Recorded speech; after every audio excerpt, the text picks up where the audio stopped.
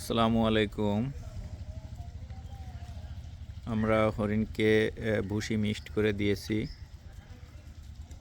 ভুসি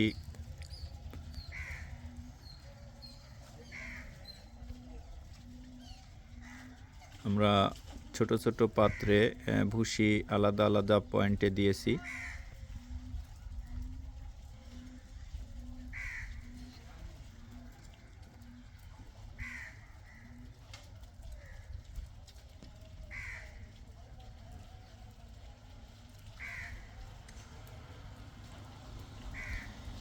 আমরা যেহেতু সচরাচর এরকম ড্রেস পরে ঢুকি না, আজকে শীতের সকালে আমরা যখন উইন্টার কোট পরে আসি, তো হরিণ আসলে এটা ফলো করছে এবং ভয় পাচ্ছে।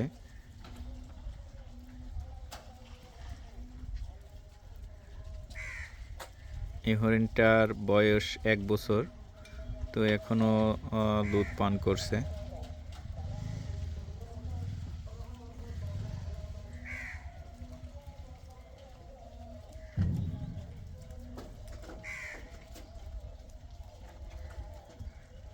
এজন্য আমার কাছে যে পাত্রটায় খাবার দেওয়া আছে এটায় আসতেছে না, কারণ যেহেতু আমি এই ড্রেসে কখনো আসি না, তো এজন্য আমার কাছে এদিকে খাবার খাওয়ার জন্য আসছে না।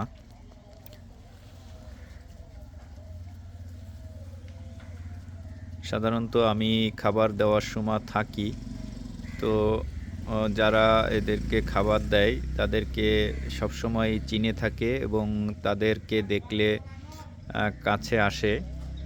কিন্তু যেহেতু আমার ড্রেসটা একটু অন্যরকম মনে হয়, এখন আমাকে দেখে প্রচণ্ড ভয়ে আছে, যার কারণে আমার দিকে বারবার তাকাচ্ছে এবং দূরে যে দাঁড়িয়ে আছে, এই যে তাকিয়ে দাঁড়িয়ে আছে, এই যে কিছুটা ভয়ের দৃষ্টি দিয়ে তাকাচ্ছে যে এরকম ড্রেস তো আগে দেখেনি। তো যাই হোক, আস্তে আস্তে এটা মানিয়ে নিবে। যখন বুঝতে পারবে যে না, আমরাই খাবার দিই, ড্রেসের ভিন্নতা থাকতেই পারে।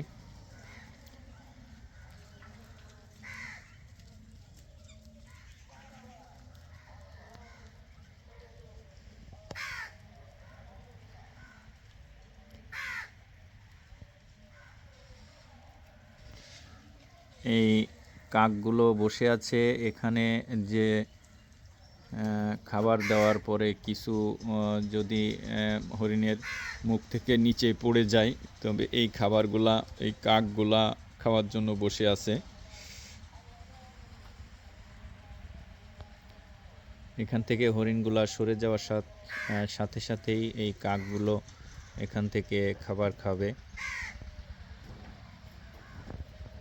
তো এদেরকে আমরা বিভিন্নভাবে তাড়ানোর চেষ্টা করলেও এদেরকে তাড়ানো যায় না, এরা আবার চলে আসে।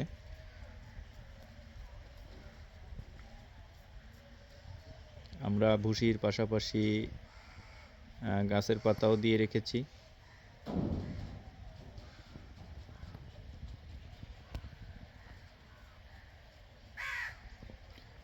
সব হরিণ এখন খাওয়া শেষ, তাই রেস্ট এরিয়ার দিকে চলে যাচ্ছে। সবগুলার পেট ভরে গেছে, বা